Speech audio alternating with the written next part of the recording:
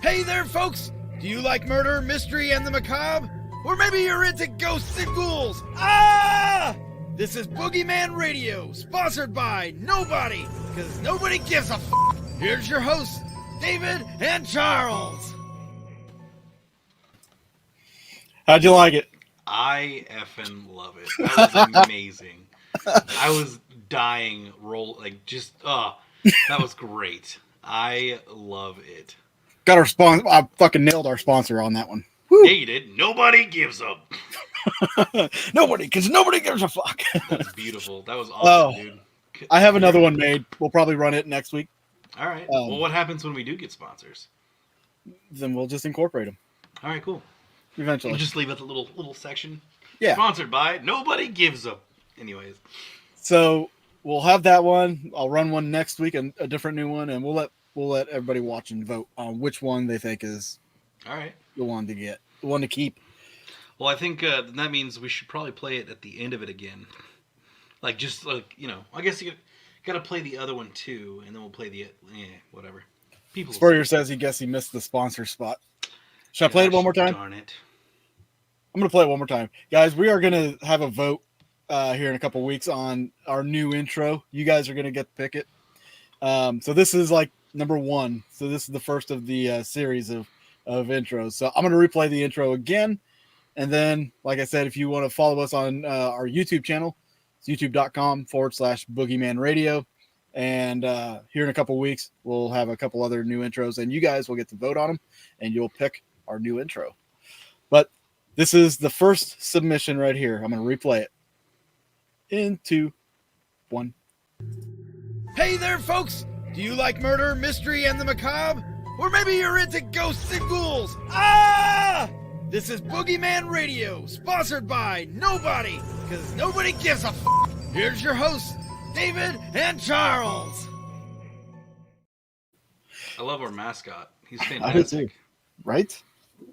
That cracked me up for like an hour almost while I was making it. Like I was just rolling. I like it a lot. So quick shout out to Spurrier. Josh, what's going on, man? Carl, nice to see you. Come on, Carl. For those of you that are watching on Facebook, just know we can't type comment in the comment section for Facebook viewers. We can for our YouTube viewers. So if you want to switch over to our YouTube channel, you're more than welcome to. It's youtube.com/Boogeyman Radio. Actually, we might be able to now. And they did update, didn't they? Yeah, it says all destinations, and now it's showing It says can't post comments to some destinations on mine. I think it's just yours, your actual, because your name is in gray. Is it? Yeah, but Boogeyman, but both Facebook Boogeyman and YouTube Boogeyman are good. So we got a really interesting show tonight. We are going to be talking about some of the paranormal icons or the legends themselves, the pioneers of the paranormal. I've got several that I'm going to talk about, and some of them you may not know or have heard of, or you may not have even thought of as far as the paranormal goes. But you will learn a little bit if you stick around, and some interesting aspects to these too. I will say, I don't know about you, Charles, but I did not pull up anything about the Warrens.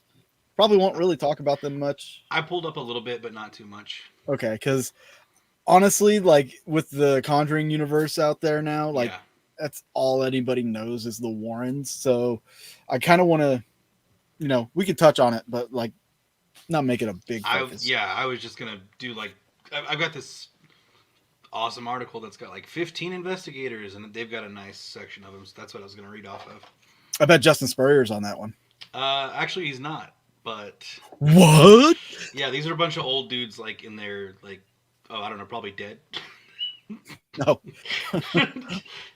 They're a bunch of really older people, so I don't think Spurrier's on there. Yeah, no, he's not. Fox Sisters? Maybe. Fox Sisters? I don't even know who that is. Is that What's up, Daisy? Paranormal group that I've never heard of? So are you going to be talking about Charles Fort? Charles? No, actually, I should have. I kind of thought you would. I really should have. Because a lot of people have read his books. True, and he is known as the grandfather of the paranormal, or grand, whatever it is. But I can say a little bit, but not like I don't have to go on forever. Yeah, you don't have to go on a just tangent. The basic knowledge of what I know. Right. So, real quick, how's your weekend? Man, my weekend is fantastic. Monday and Tuesday, just chilled. Didn't watch any of the Super Bowl. Just watched the halftime show. That's all I cared about. Did you keep your head down? No, I just. What do you mean? Like, what do you mean I kept my head down? Like because the Chiefs weren't in it? No. Just wondering how you got along there. Oh, it was fine. I didn't care. I just didn't care to watch it because I don't care for either team. So cool, great, good job to the Rams. So it wasn't toe curling for you, huh? No, not really. All right. Yeah, so I just kind of did my own thing and had a nice Sunday evening. And I thought the halftime was fun. I didn't think it was like, oh my gosh, over the top awesome. Yeah. Oh, you just turned on for the halftime, huh? Yeah, I literally watched it only for the halftime. All right, that's what some people do. Yeah, but I mean, other than that, I had a great time. Halftime would have been better with if It's a Backstreet Boys instead. Give it time. You know, that'll happen eventually. I thought you still had animosity for getting kicked out of the group, Justin. Jeez. I thought that was in sync. Hey, hopefully here in in about a week, maybe I'll be able to give you guys some juicy little announcement. Something interesting that's going to be going on. I will say that I've started filming again for Haunting History. We are starting a new season, and we've got some interesting locations booked. We've already got one episode filmed and done, completed, and edited, all finished. Filming another one this coming Monday. Which is exciting. Yeah, I'm excited about this because, like, it's a business. Oh, nice. But a good friend of mine who's kind of like a regional celebrity or a local celebrity, he used to live there when he was a kid and had experiences. So he's going to be traveling down there with me, and we're going to have him on the show. Awesome. He's a country musician. Some of you may have heard of him, maybe. Toby. I mean, he's played with some big bands. Yeah. I think the last show he did with the Oak Ridge Boys. Nice. He's played with, I think, Merle Haggard, and nice. like he's played with some legends, man. Yeah. But yeah, and then we've got another place that's ready to have us out right after that. I will say, a couple big places. You got some things happening. Yeah. I set a goal this year, and I will show everybody this. And you're a washed up paranormal investigator. This is my list of every place I'm going to film this year. Nice. That I plan on filming. It's like 30 places. 30-ish. 30-ish that I want to film at. And who is it? You'll have to see the episode to find out. Justin Spurrier's ass. Has he played with Charlie Daniels' band by chance? Yes, he has. Dun, dun, dun. Da, da, da, da, da, da. Never. So yeah, cool stuff. I mean, I'm excited to see more. Obviously, of course, ready to go. But my big news has. I was gonna say my big news has nothing to do with that though. So okay. That's cool. What's your big news, Dave? My big news, I'll have to let you know whenever I find more detail out on that. You son of a sorry guys, I'm sly like that. But if you really want to do something cool this October, I have the Haunting History Paracon coming up on October 7th and 8th in Joplin, Missouri. We've got live music. We're going to have a concert there. We have psychic gallery reading by Jessica Potter. Possibly another person I'm going to be meeting in May. I'll find out about that. Paranormal celebrity. It's Justin. I'm sorry. Justin, your cat's out of the bag. You are a psychic now. I knew it. But Justin will be there at the Haunting History Paracon. He'll be speaking at that event, as well as some other great speakers. We have a film contest going on. If anybody's interested in that, anybody that does paranormal shows or things like that, there's Paraflix. There's a lot of stuff out there right now. If you know anybody that'd be interested, they go to the website www.hauntinghistoryparacon.com, and you can find out more information about the film contest. Anybody can enter it.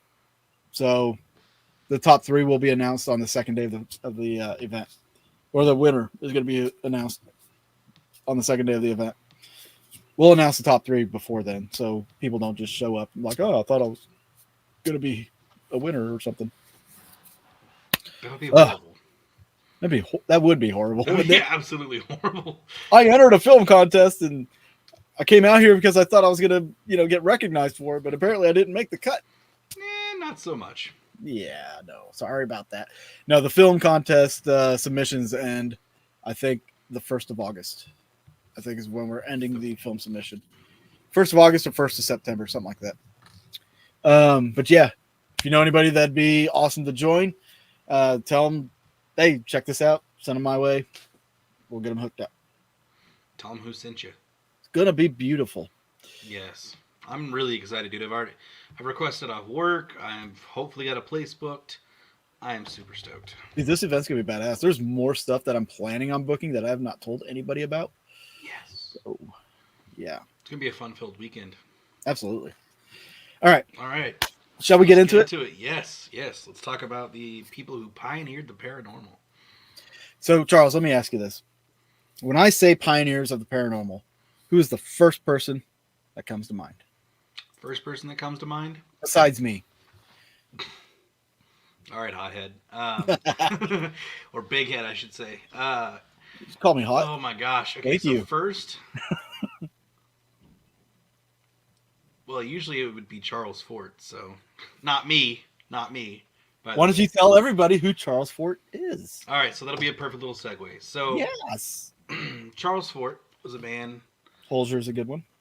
Holzer is a really good one. Let me just make sure the dates are accurate here before I mess up.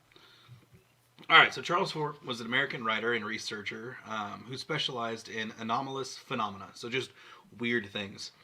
And he was born in August 6th, 1874, and he died May 3rd, 1932. I'm gonna butcher the name that he came up with for phenomena, but it's either Fortean or Fortean. Fortean or Fortana, for that some people have Japanese origin. Yeah, weird stuff. And he's wrote like 4 books that have been published for sure. One of his most famous book, I would say, is Book of the Damned. And when he put that as what? It sounds like a good movie. It does. When he put that title as his title for the book, he said the damned because back then so he wrote it in 1919 is when he wrote it. So that early on, people would think that anything unexplainable, phenomena was damned. It was the devil. It came straight from hell and nothing else could be explained. Much like how witches were straight, magic's the devil. There you go. Sorry. Using herbs to help heal people. That was the devil, just weird phenomenon that the church basically just would not put up with. And I would assume it kind of relates like, earthbound spirits. If you're stuck earthbound, you're damned to roam the earth or whatever. Yeah. Maybe that's a little bit of thinking.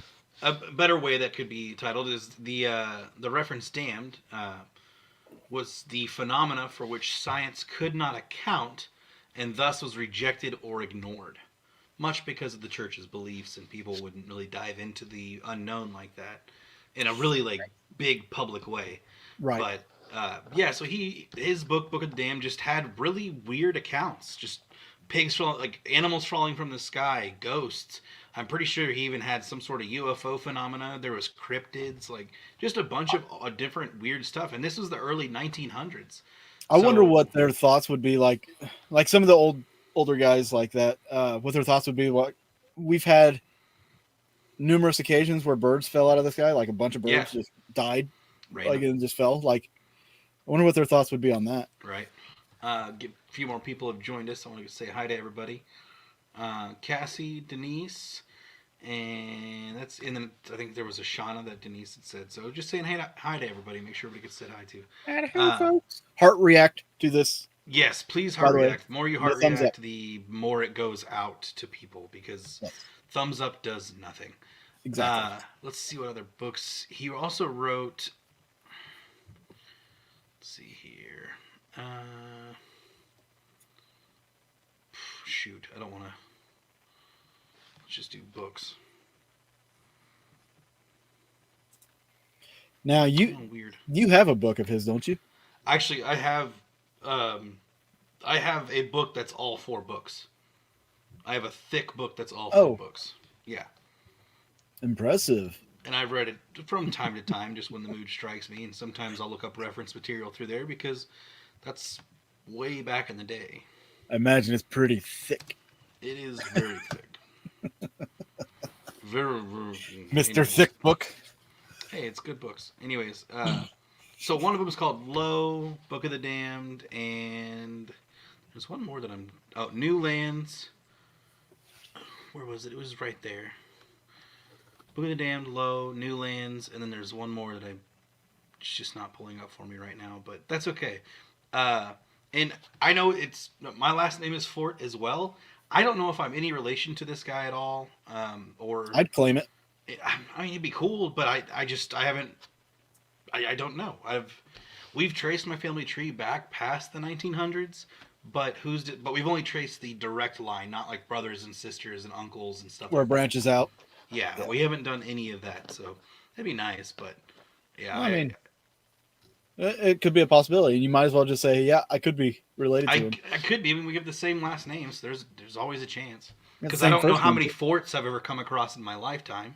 Or Charles Fort. Rarely any. Yeah, well, we even have the same, like, it's Charles H. Fort is our exact name. His middle name's Hoy and mine's Harvey.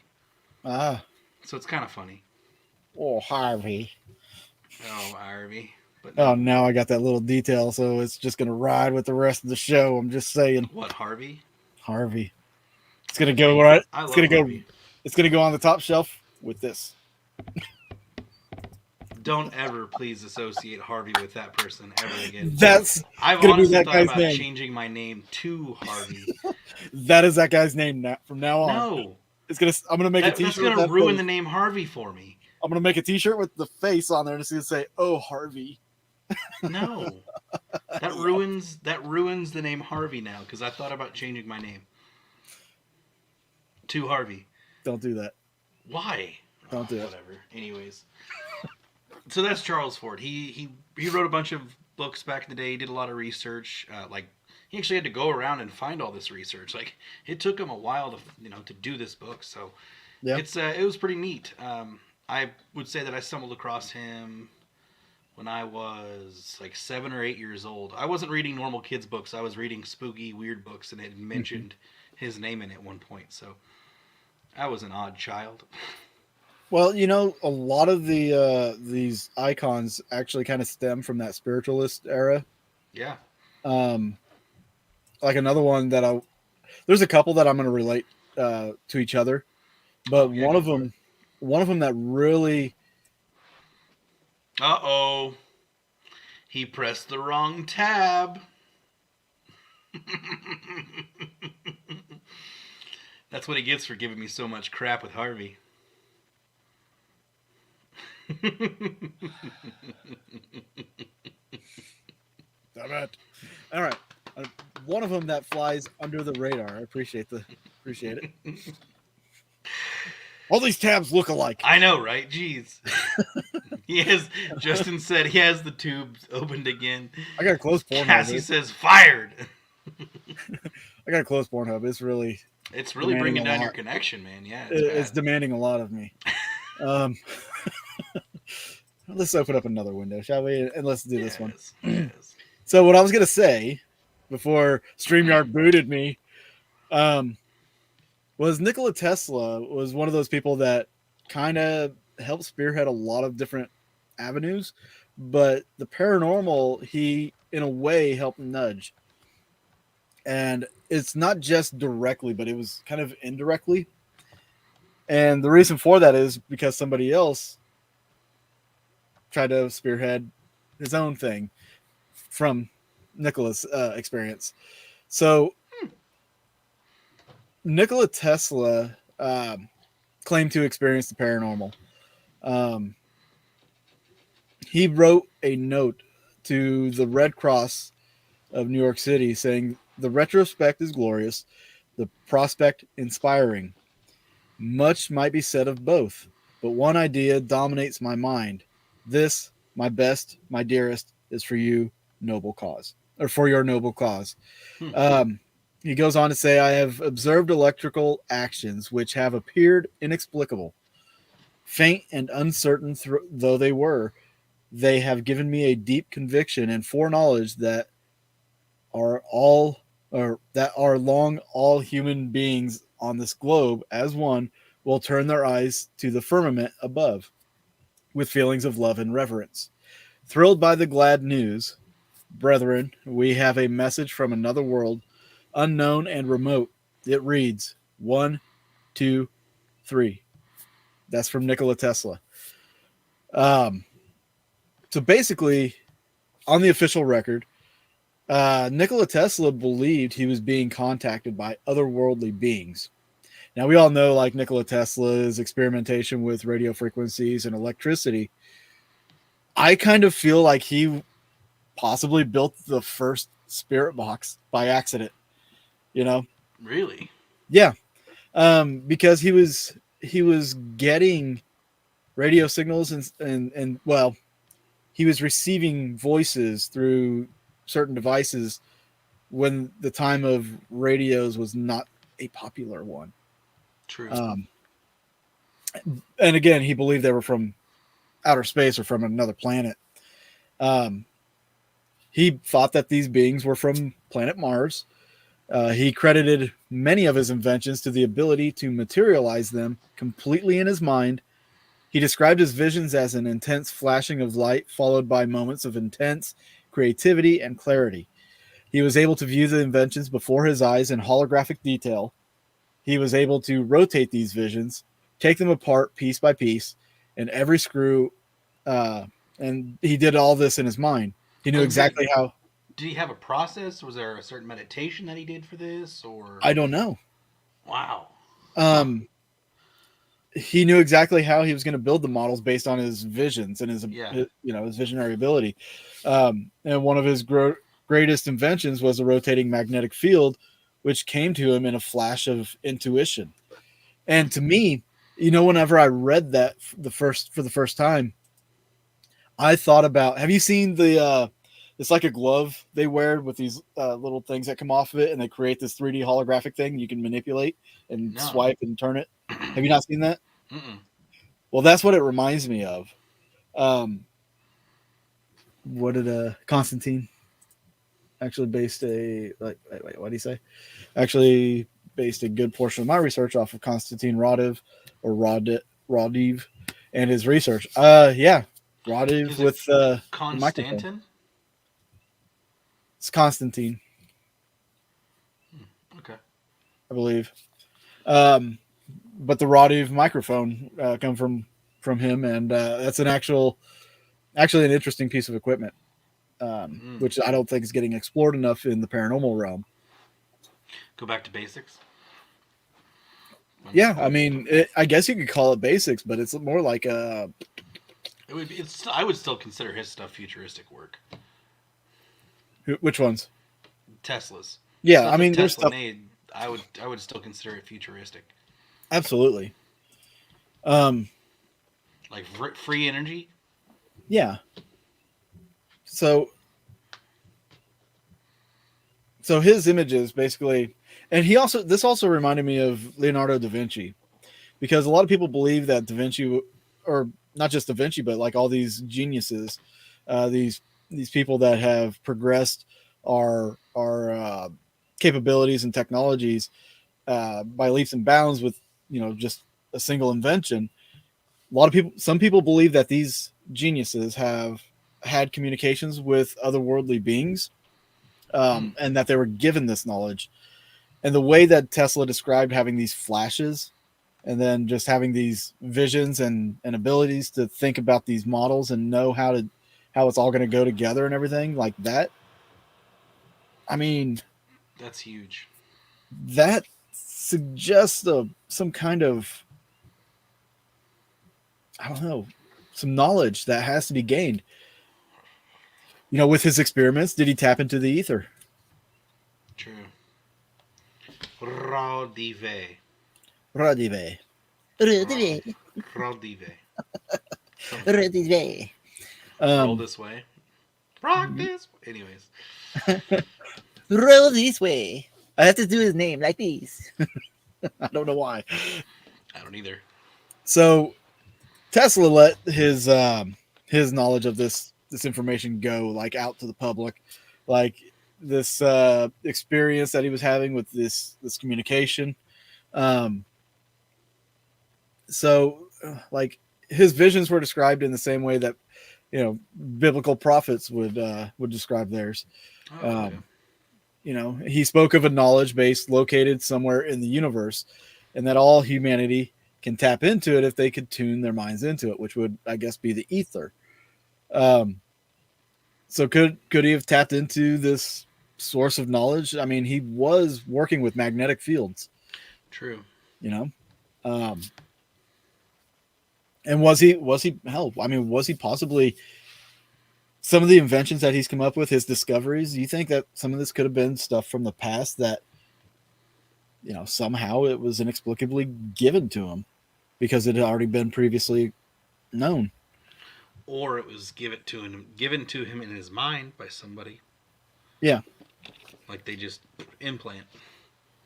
Now, in the past, there are stories of towers or that relayed energies, which obelisks are found all over the world. They're all connected at some point, feeding off the Earth's magnetic grid, which is something that he worked with. It was discovered in ancient Egypt in the temples and tombs, carvings that look like modern day light bulbs and Tesla coils.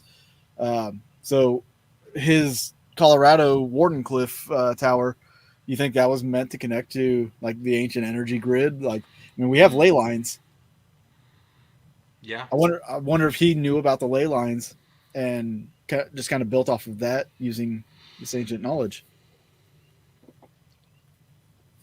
I mean, it's a big possibility. That'd be wild if you figured out how to harness the energy of ley lines. Right. And, you know, a lot of these secret sites, or not secret sites, these ancient sites lay on these ley lines. So if that was an ancient knowledge of how to harvest it, I mean, he damn well could have tapped into it. And that's how he was planning to create free energy, you know, by using the ley lines. Yeah. It's a grid. It's a power grid that would be free. Yeah, it still astounds me that all his work just pretty much just poof, gone. Like, now you kind of question, you have to question, why is this guy considered one of the founding or an iconic figure for the paranormal field? Look at the people building spirit boxes today. Yeah. A lot of their research is basically research that he was doing. Some of the builds are developed from parts that he invented. Coils and such. Yeah. And not only him, but a guy who actually, I believe, first intended to build a spirit box, Thomas Edison. Now, these two I'm linking together for this purpose because if you're familiar with Edison, he and Tesla were kind of like frenemies. They're very competitive against each other. Yes. More particular, Thomas Edison was. But they still wanted to further along science. Yeah. So Thomas Edison attempted to use science to talk to ghosts. That was something that he was not world renowned for, but it did come out at some point that he was attempting to. I'm going to read a little bit about Thomas Edison here and his attempt to communicate with the dead. So Thomas Edison was a skeptic. Okay. And this is at a time of spiritualism. Spiritualism's at an all-time high. You know, you have people like Harry Houdini, who I'll discuss a little bit later, who were uh, de what's the word I'm looking, debunking. I don't want to say debunking. Debunking is a stupid word anymore. I hate that word. But he was proving these psychics and these clairvoyants to be frauds, and He was Thomas investigating Edison. them. Yeah, Thomas Edison kind of became a skeptic from all that. Um, but towards the end of his life, he became convinced that communicating with those that had passed might be possible with the application of science. So he also thought it could be a business opportunity in the making. Thomas Edison's rivalry with Nikola Tesla, who claimed to have already picked up ghostly radio signals, further motivated what was to become his final project, the quest to build a spirit phone. And so there was a book that come out called Edison versus Tesla, The Battle Over the Last Invention, which chronicles fascinating story of how and why Edison, a spirit communication skeptic and one of the most infamous inventors in history, came to believe communicating with the dead was possible. He believed science was the key to unlocking the mystery, and if successful, he could once again bring a technology believed to be impossible to the masses, and one that he could profit from.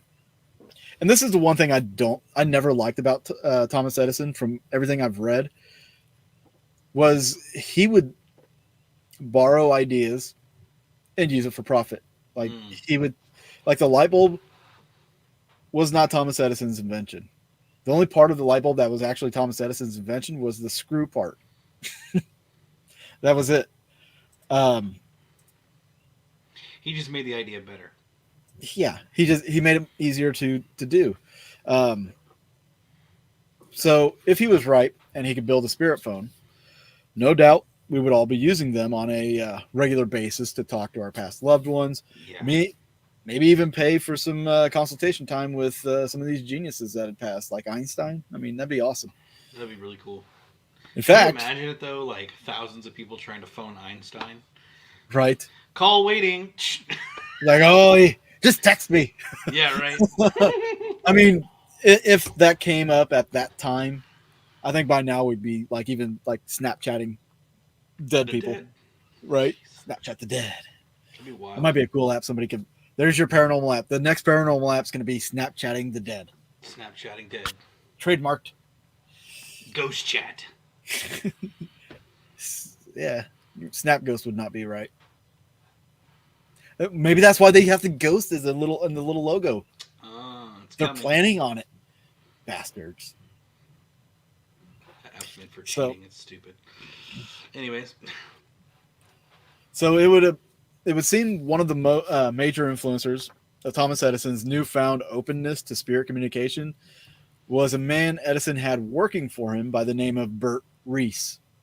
Now, Reese believed himself to be a medium, and Edison had been present during one of his seances. And Edison made comments in support of Reese's alleged abilities. This kind of set Edison's mind on the science of what he had just witnessed. However, one of Edison's biggest influences to build a spirit phone was his rivalry and former associate Tesla. So the credit for the invention of the technology to transmit and receive radio waves is embroiled in a mashup of inventions and patents by Tesla and Guglielmo Marconi, but both believed they had picked up strange signals, right? Tesla believed them to be possibly a greeting from another world and or communication from the dead. So Edison heard about this experience that Tesla had and what he was claiming, and decided that he would take it one step further and develop an actual product to do such a thing. So in the book, they state the device Edison was developing might have been named a spirit phone, but it was more of a type of radar, a sensitive device or a sensor device that would recognize the presence of a disembodied spirit, register it on a meter, and record its presence. Well, what do we have now that does that kind of thing? EDI. Everybody's like, "Oh my God, does he have a spirit phone?" If that's He's got a the spirit description, phone. What? if that's the description, then yes, I have a spirit EDI. phone. Yeah. These record the data. If something, an electromagnetic field spikes, it records it. You know, many different recordings of different things like barometric pressure, humidity, stuff like that. It's got all the bells and whistles on that one. Yes, scientific bells and whistles. Which, Yes. You know, people saying, "Oh, we do this scientifically," that gets thrown around a lot. That actually does. That has some purpose. So could he have the spirit phone just been an EMF detector? You know? Maybe. So he relied heavily on the theories of Einstein, in particular Einstein's quantum entanglement theory, which is especially appropriate for this project, because Einstein referred to it as spooky action at a distance. According to the book that a lot of this is coming from, Edison did finish a prototype of his device and invited mediums over to attempt to attract ghosts so he could detect them on his device, but nothing was found. Can you imagine ghost hunting with Thomas Edison? No. It'd be like, I could just picture it looking like the Geiger counters that have They were the looking handle around like, what in the hell is happening? him with a wand and stuff. Like, I'm looking for ghosts. I'm looking for specters. I could see the humor in that. It'd be quite entertaining. It would be really entertaining. So, Margaret, you coming to the seance over at Edison's later? So needless to say, for me, like, I would like to put Tesla and Edison on the same pedestal when it comes to communications. Just for the fact that they had these ideas. Tesla had the experience with it, but they were in a way working with devices to detect and hear ghosts. And I think a lot of that really has just kind of blown up over the last 10 years because of stuff like the PSP-7 even. Oh yeah. Absolutely. White noise from a TV, audio signals and stuff like that. I mean, ITC has gotten a bit out of control. I would say even EMF emitters, devices that make EMF, like that's whoa.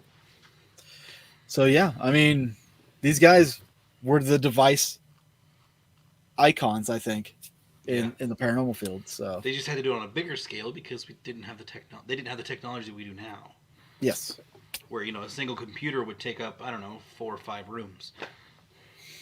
So if you're on Facebook right now, or go over to our YouTube channel, go to the live stream. It's youtube.com/Boogeyman Radio.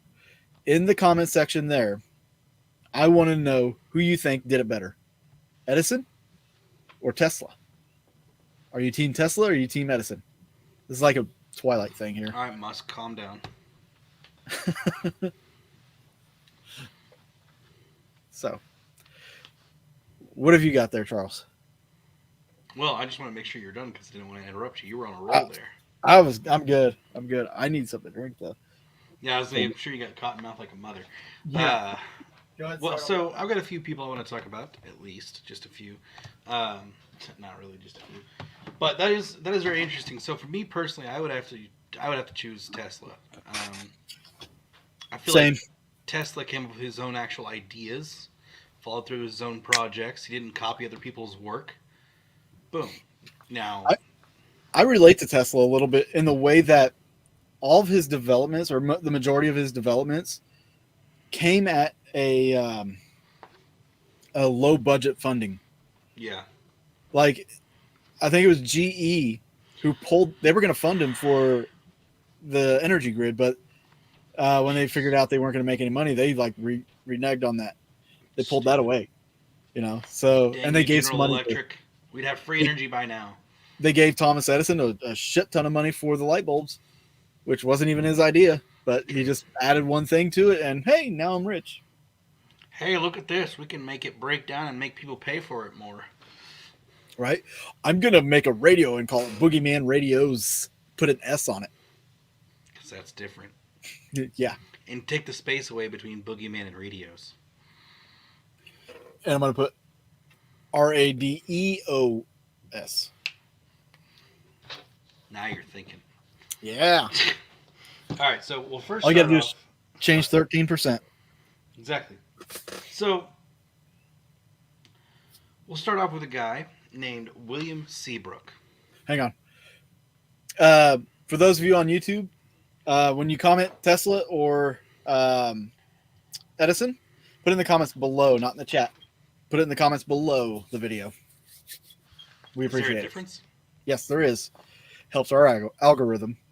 And the more comments you get, more YouTube I'm on things. YouTube right now looking for the comment section, and the only one there is the chat. It doesn't have a comment section below it? No, What the fuck? just chat. All right, well, I'll put it in the chat. Good job, Dave. This is retarded. Yeah, that's what I was trying to tell you. I was like, they have to go comment on it later when the video is on YouTube, ready, like Yeah. not live, not broadcasting. Yeah, dang it. Exactly. Technology. Peed in my cereal. Yep. Hope it was not. I'll do it later. Totally liquid. That's not for your popcorn. Anyway, so William Seabrook, instead of using a microscope or a serious foundation in the physical science, William Seabrook pursued the supernatural in the only way he knew, as a journalist. NATO a Westminster, Maryland, by a former lawyer turned Lutheran minister, Seabrook claimed that his thirst for the supernatural was inspired by his grandmother, an opium addict, daughter of nature and witch. So she was a witch. Beautiful. Right, that's a great role model. So See, I was thinking Nikola Tesla was probably like scrambling his own brain with all the EMF and experiencing this now. probably. I mean, dude, who knew what he was on? Now we got somebody that's on like opium. Yeah. After having lived a whole life in a few years as a high-ranking member of the advertising agency, as a member of the American service of the French Army during World War I, and as a reporter for the New York Times, Seabrook finally came across an idea that would make his name synonymous with occult adventure during his life. After meeting a Lebanese student visiting Columbia University, Seabrook accepted an offer to travel to the Middle East. Collected together as adventurers in Arabia among the Bedouins, Idrisi, and the whirling dervish and the devil worshippers Yazidi, Seabrook's foray into Muslim world is most famous today for his declaration that the Kurdish Yazidian minority oversees a chain of 7 towers dedicated to the transmission of hidden vibrations in the service of evil. Huh. The Magic Island, an in-depth depiction of Haitian life under the supervision of the U.S. Marines, it is commonly and erroneously known as the book that introduced the word zombie in the English lexicon. The Magic Island has placed Seabrook as an unlikely initiate in the world of Haitian voodoo. While he was there, he witnessed previously unrecorded rituals and heard stories about undead workers and their aversions to salt. At a certain point, Seabrook claimed to have seen a real zombie, even if he has never described him as having evident supernatural powers. The Magical Island directly inspired the White Zombie movie, 1932, which is often considered the first zombie movie. After the success of the Magic Island, Seabrook continued to write strange travel journals that led readers to the margins of society. In Jungled Ways, Seabrook graphically describes what it means to eat human flesh. While Asylum is a very personal account of Seabrook's struggles with alcoholism, as he was voluntarily confined to a psychiatric hospital in 1940, Seabrook Publico Witchcraft Its Power. In today's world, a critical study of the supernatural, which concludes that science can explain most of occult phenomena. However, such conclusions did not prevent Seabrook from personally experiencing extrasensory perception or participating in black magic rituals designed to curse Adolf Hitler. Oh, nice. Yeah, so I'm all for it. Right? This is very interesting. I'd never even heard of this guy, and I was like, whoa, this is pretty cool. His discovery of them using salt, I wonder if that carried over into... I think that's where they get the idea of putting Yeah. salt at the door to keep evil Yeah. from entering, Evil and spirits, keep evil spirits at bay. So if the salt actually would ward away the evil spirits that the voodoo Haitians were working with, or whatever the tribes were, if somehow salt had some protection property, that's where it probably came from. hmm, interesting. So Yeah. this guy's more of a metaphysical I pioneer. would say later on, yeah, he definitely got into more metaphysical. But the whole him actually seeing a zombie, that's There there was a special, I think it was on CBS like decades ago, yeah, about voodoo and stuff like that, and they claimed that this one man was a zombie, had died, he got risen, and was now working for the uh, voodoo doctor or whatever he was, whatever you want yeah. to call him. Um, the guy never didn't really speak or didn't act any certain way or anything like that. So it was very Uh, interesting. Denise wanted to know if Addie ever recovered from her shots. Yeah, she did. She's good now. The eyes have popped back in. That's good. Yeah. People that So don't know what that's about, they're probably like, "What? what was Her she eyes popped possessed? out?" Was she possessed?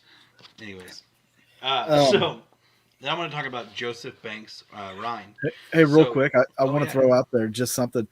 When you were reading that, I had an epiphany. I okay, had an epiphany, and I'm gonna have to like talk to somebody about making something. you're welcome.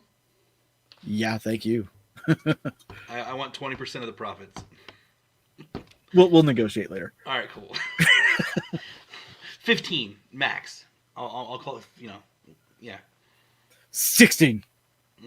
All right, 16. Ha ha! You dumb bastard. Yeah, I know that's right. You said half a.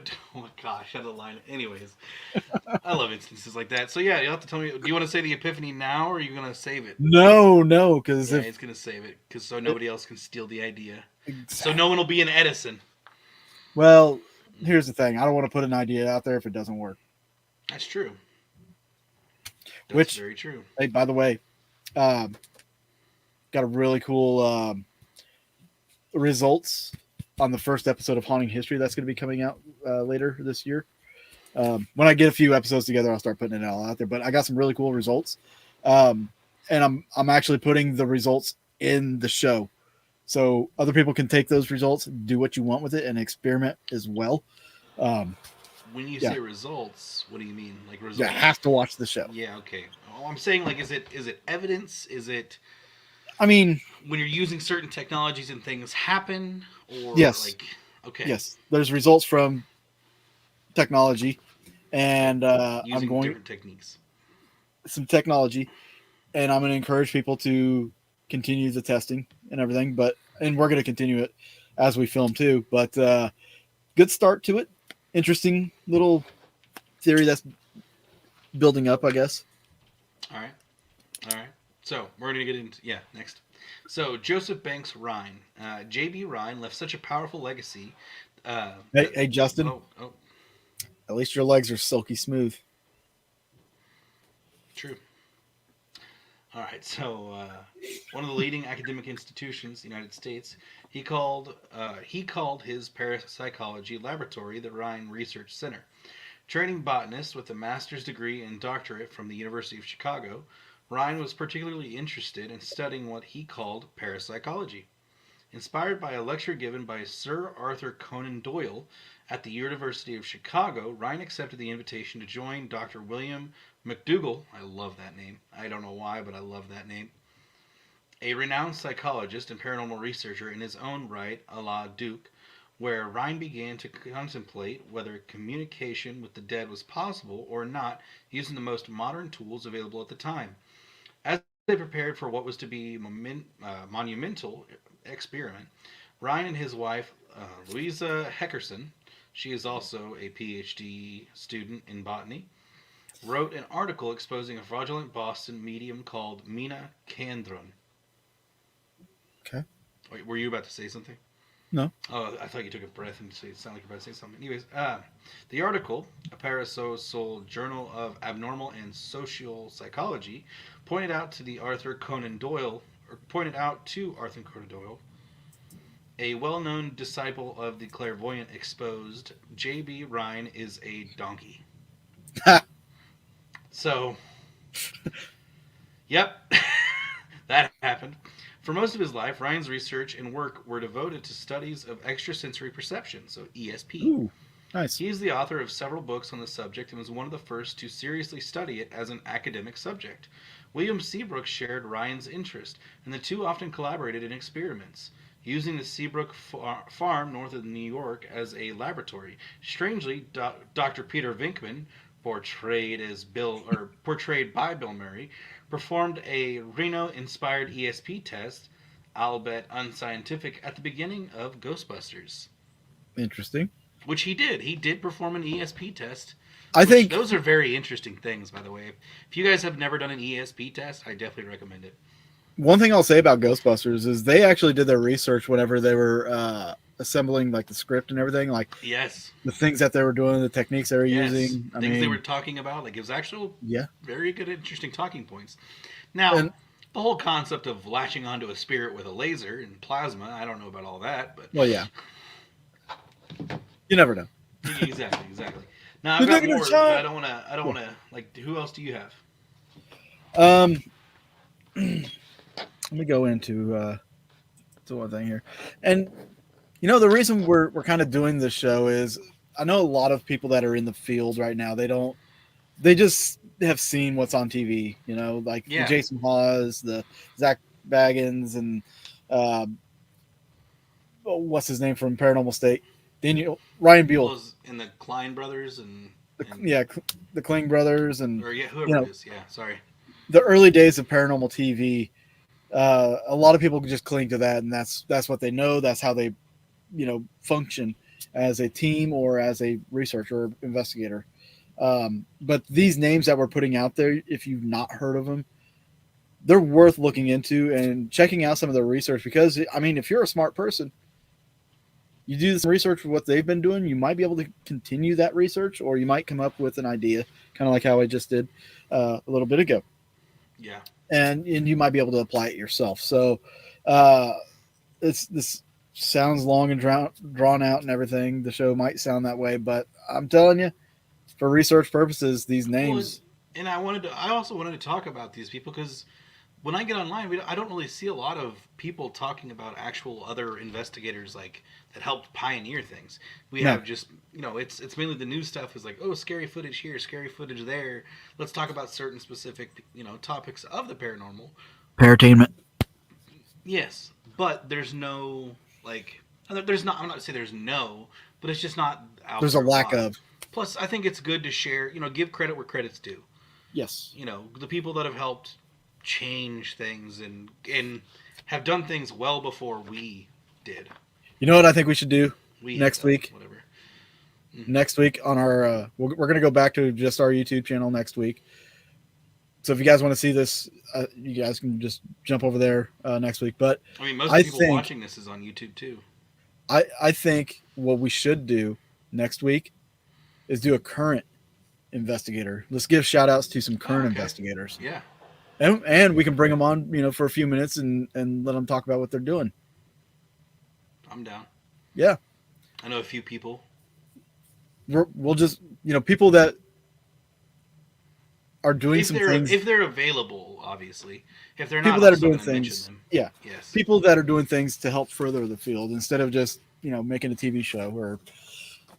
Yeah. That have been doing this for years and have actually gone to locations, not just been there because of TV. Or all of their investigations are from events. Yeah. So true. So yeah, next week let's give some shout outs to some current shout outs. While I take some shots. There we go. Take some shout outs to current investigators and researchers. I'm just gonna call them researchers, not investigators. Current researchers. I like it. I like it a lot. That's beautiful, and it needs to be done because I don't think it's done enough. Everybody shits on each other. And oh yeah, absolutely. The paranormal field can be so toxic, ruthless. It's horrible. It's horrible. So that'll be a good one. So speaking of the paratainment, we're going to talk a little bit about Hans Holzer.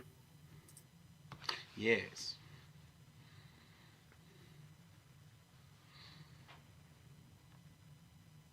He did it again. He did it again. I didn't do it this time. You gotta stop, man. I didn't do it this time. It's a ghost. It's a spooky ghost. Really Did you see killing it? the vibes here. Did you see the This is my spooky ghost? shiz. This is what I do every day. True Spurrier. So I need a babysitter. Dude, I need to like not be a slave to my job. Then I could do it every day. Right? Monday and Tuesday weekends. That's not a lot of people are accepting of letting you investigate places on a Monday and a Tuesday. No, you'd be surprised. Really? Yeah. I think a lot of people would be surprised. I used to, whenever I first started my paranormal team, way back when, that's when we did our investigations, was primarily on Tuesday nights. Jeez. Well, I mean, you think a lot of the places that you go to, the majority of their business happens on the weekends. True. So going midweek was very beneficial for us. It was beneficial for us. And it was I'd love to beneficial actually for them. investigate my work because we have weird things happen there every now and then. Oh, yeah? Yeah. Not like super crazy, but just here and there. Those rich people's, often people. Well, I mean, we've had people die on the course, and someone died of a heart attack on the course. There you go. All right. So whenever I say Hans Holzer's name, I'm burping. Tasted really good. So whenever I say Hans Holzer's name, people just, they think of him as a pioneer of ghost hunting. I think of him as a pioneer of paratainment. Now, he wasn't like, I mean, he was kind of modern day, I guess. He was born in 1920, died in 2009. But the guy wrote like 120 books on the supernatural and occult subjects. He's also written several plays, musicals, films, documentaries, hosted a TV show, which was called Ghost Hunter, by the way. Not Ghost Hunters, but Ghost Hunter. Yeah. Changed it up with an S. That's all they did. They just changed the one thing. So yeah, this guy is like the modern or the pioneer of paratainment, in my belief. So we'll just kind of go over his life and career. And he had an interesting path to what he was doing too. This I think is pretty interesting. Holzer was born in Vienna, Austria, the son of Martha and Leo, a businessman. His interest in the supernatural was sparked at a young age by stories told to him by his uncle Henry. He went on to study archaeology and ancient history at the University of Vienna, but as the family was Jewish, they decided that it was unsafe to stay in Austria and left the country for New York City in 1938. So they had a pretty good heads up about World War II. He studied Japanese at Columbia University and, after studying comparative religion and parapsychology, claimed to have gotten a PhD at a school called the London College of Applied Science, which has never been validated. He went on to teach parapsychology at the New York Institute of Technology. Holzer wrote more than 120 books on ghosts and the afterlife.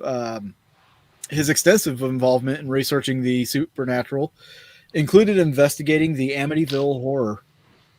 Did you just fart? No. Oh. I put something down. But what is that? Oh. Okay, gotcha. It was a ghost! I was going to say, that sounded wet. You probably should change Oh my god! No, it wasn't. It was metal. Right. All right. So... It's heavy metal. So he worked on the Amityville horror case and some of the most prominent haunted locations around the world. He also worked with well-known trance mediums, such as Kevin certainly sounded like a fart. See? It was not a fart, I promise. You would know if it was a fart. A wet A wet one. Fantastic. All right. Sorry. Where the- Continue.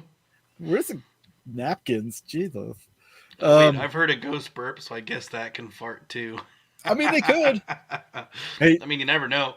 God, I felt so much built up pressure. I need What to the go hell back was up. that? I need to go up to Malvern Manor to see if Rick comes through. That would be amazing. You 'Cause- you haven't been up yet, have you? Since No. So, Dang. because Jessica said, a psychic or a medium, she said that Rick was going to come through in EVP form as a bunch of farting noises. dude, So, if you at go, Malvern Manor. yes, or not So- if you go, when you go, you have to let me know when. Yeah. Because I would love to be there during that moment. It's definitely on the list of 30 places. All right. So, You just give me a good enough heads up time that I can request off work, man. excuse You me. know, jobs are horrible. I mean, What? the inside jokes that are being applied that you might not even be aware of. Nope. I'll give you a heads up. Oh, fuck you. All right. All right, let me finish here. Kind of shocked me. Wow, that would be pretty shocking. You just hear a disembodied burp out of nowhere. That'd be wild. Especially if it's loud. Like, Sure, when the growl. yeah, Right. But hey, a burp could be it too. could be. All right. What if that's what most like growls that like? What if What they're if being? What if it's actually somebody burping in a weird way instead of actually growling? What if they're just hungry and their stomach's Or rumbling? they're just- oh yeah. Did you hear that growl? It's got to be a demon. It was loud. Okay, that does make a difference, but It does. that would All be right. funny. Let me backtrack here. All right, I'm starting to feel it. So Hans Holzer, his extensive involvement in researching the supernatural included investigating the Amityville horror and some of other prominent haunted locations around the world. He also worked with well-known trance mediums such as Ethel Johnson Myers, Sybil Leek, and Marissa Anderson. Ooh. Nice recovery. Holzer has been credited with the term "the other side," already in use, however, in 19th century spiritualism. So he's credited with coining the term. He is also sometimes credited with having coined the term "ghost hunter," which was the title of his first book on the paranormal, published in 1963. However, an earlier book by Harry Price, published in 1936, was titled "Confessions of a Ghost Hunter." In 1970, Holzer published a study of spirit photography called Psychic Photography: Threshold of a New Science. The book included photographs taken by spirit photographer John Myers, which that might be an interesting book to take a look at. Holzer believed in life after death and the existence of ghost spirits and stay-behinds. Ghosts were, according to him, imprints left in the environment which could be picked up by sensitive people.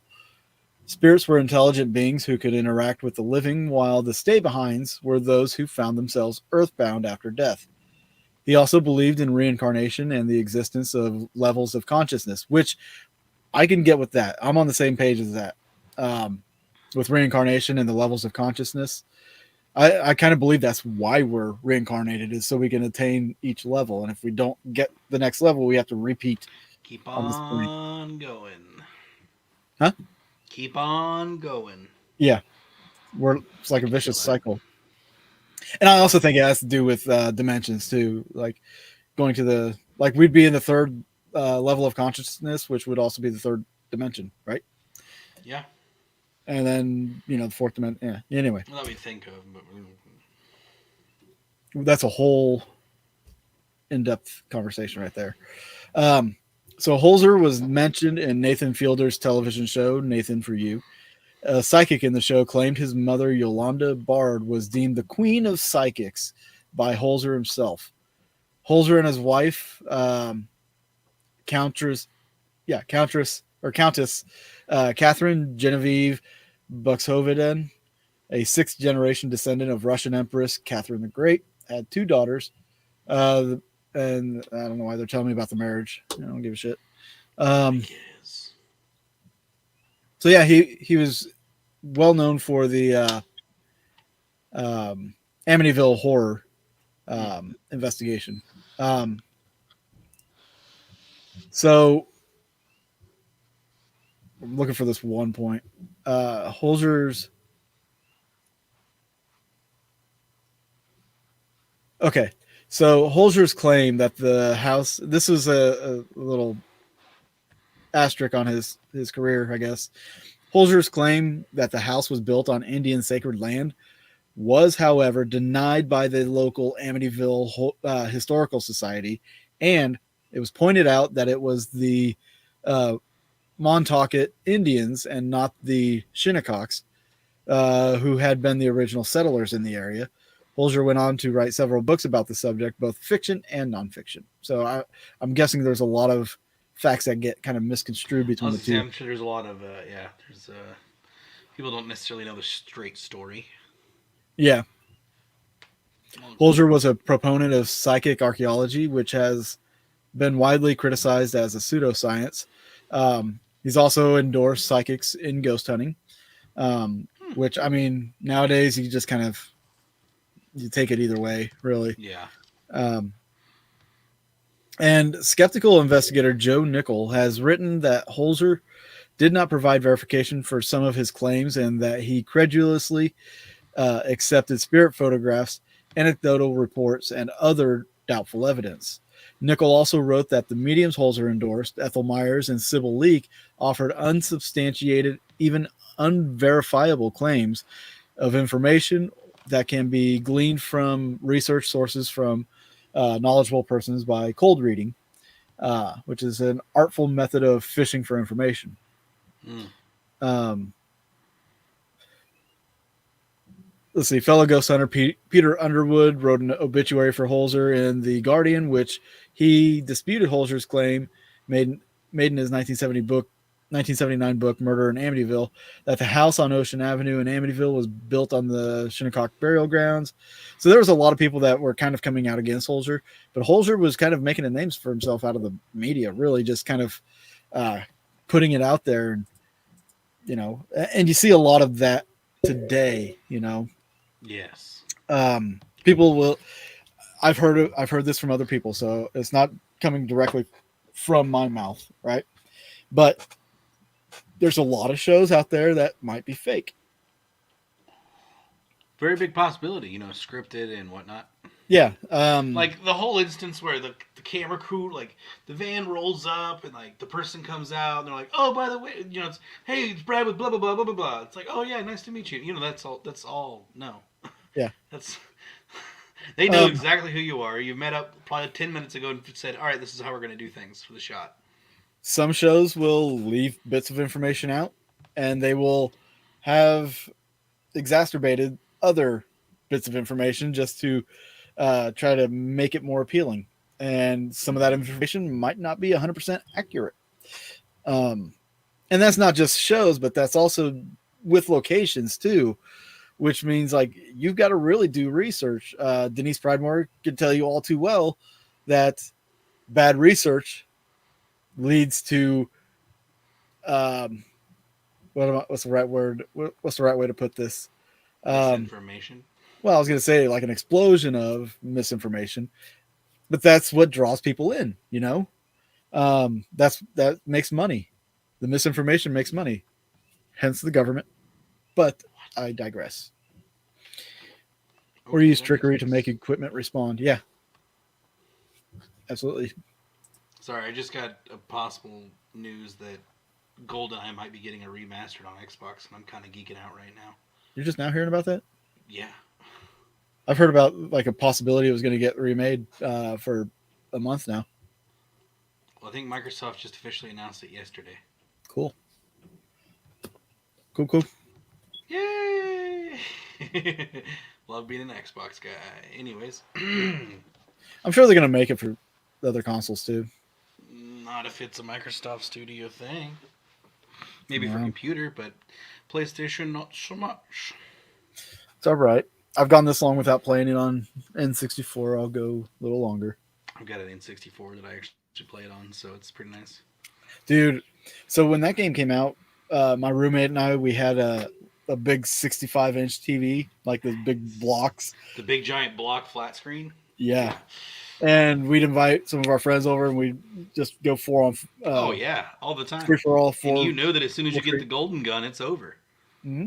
That person wins every single time. Yep. Just done. Anyways, But we had a back blast. to the show. Yeah. Oh yeah, it's a great game. Hopefully they keep some of the dynamics of it. Oh, I hope so too. All right. Have you got more? I do absolutely. Okay. Because I've got. I have one, possibly two more, depending on time, and we can have more discussion. Yeah, exactly. Well, right now let's go with George Estabrooks. Okay, so at the beginning of the 1940s, Dr. George Estabrooks made a surprising statement. The chair of the Department of Psychology at Collegiate University, who then worked with the U.S. military during World War II, and claimed that that I can hypnotize a man without your knowledge or without your consent to commit to treason against the United States. Ooh. That's crazy, right? Let's go on and talk about that. Before becoming a hypnosis expert, Hester Brooks was a Rhodes Scholar and a Harvard graduate who wrote several articles on the application of clinical hypnosis and its effects on human behavior. In 1943, Estabrooks gathered his experience, his research, and his reflections on the subject to write Hypnotism, a fundamental text concerning the various uses of hypnotism. In an article of the 1971 Per Science Digest, Estabrooks not only claimed that the use of hypnotism as part of information gathering was dangerous, but he also highlighted several strange events that occurred while he was hypnotizing members of the American Secret Service. No doubt, Estabrooks' first hypnotic experiment, as well as his belief that hypnotism could be used to manipulate minds in the long term, influenced CIA's MK Ultra thought control program. Ooh. So let's talk about that for a minute. So, Yeah. A lot of people, not a lot of people, but I've come across different forms of what is it called? Kind of like channeling, but they channel through a hypnotic state. Like remote viewing, or Yes, okay. that's what it is. I couldn't think of the word, um, or words. Remote viewing. Um, yeah, a lot of people will remote view through hypnotic states, which it's a way of a trance to get you to to focus and get into that state. Yeah. A lot of so-called experiments with aliens or extraterrestrial beings has been done through remote viewing, Mm-hmm. which has been like hypnotizing. People, so as we know, remote viewing was used by our military heavily in the 60s and 70s for experimentation. And it was actually more successful than anybody actually thought. Oh, yeah, widely successful. Like the movie The Men Who Stare at Goats, it's not Yeah. just a comedy. It's actually based off of real events. Yep. Like real stuff, but not everything in that movie obviously was real. Yeah. Yeah. No. But it is true that the United States military was testing with mind like techniques and stuff. It was really cool. Heck yeah. Which I mean, there's whole articles and papers of I think CIA and other groups using this type of tech, like and telling you how to use it too. So Yeah. if you guys are interested, definitely look into it.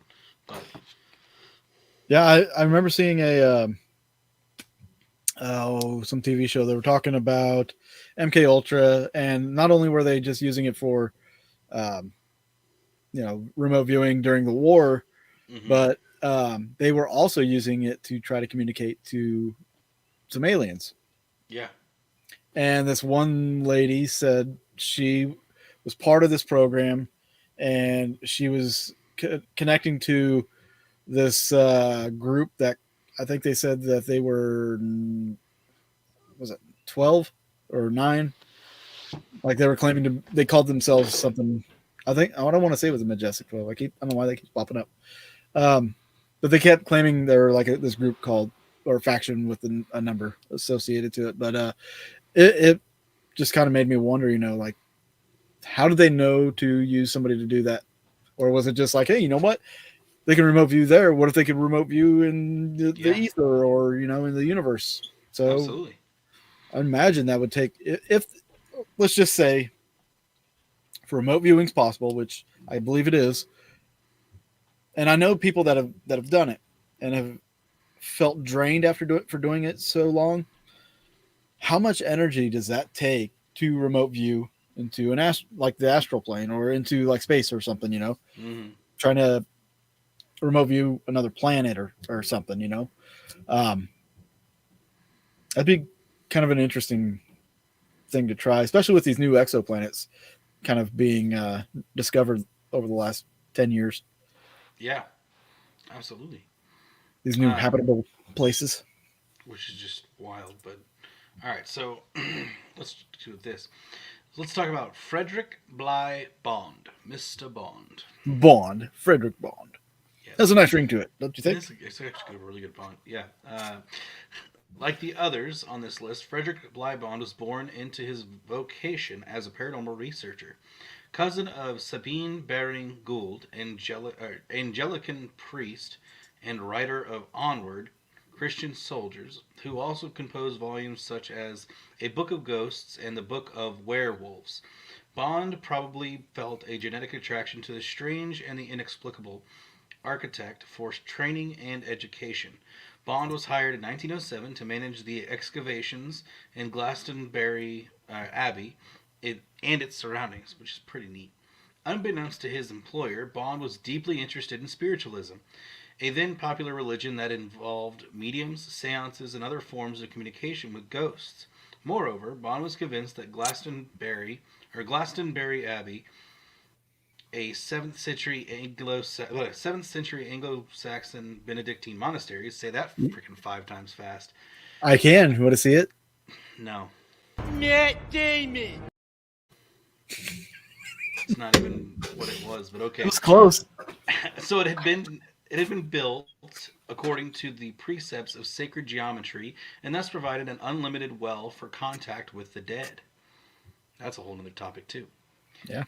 Although Bond was fired after the Anglican Church learned of his interest in the 1920s, his excavations of Glastonbury Abbey are often considered the first instance of psychic archaeology, or the method of using clairvoyance to discern certain historical truths about an archaeological site. As Bond recounts in his book, The Gate of Remembrance, his thoughts on Glastonbury Abbey began after he started practicing automatic writing. Afterwards, Bond became a member of the American Society for... What? I was saying good Good night, night, Denise. Bond became a member of the American Society for Physical Research and the Ghost Club, and even became an ordained priest in the Catholic Church of America. Hey, Carlina. That's my cousin. OMG, I just watched your new intro, LMFAO. Very funny. Thanks. He came with himself. It's a really good idea. That's amazing. I can't get enough of it. I'm gonna probably watch it again. We'll play it again. I do want people to vote on that in the weeks coming up. Oh, absolutely. So yeah, with the intros, guys, we're trying new intros for the next couple weeks. Probably do 3 of them, and then we'll let you guys vote on them on the YouTube channel. So yeah, that's awesome. In case you missed, thank you.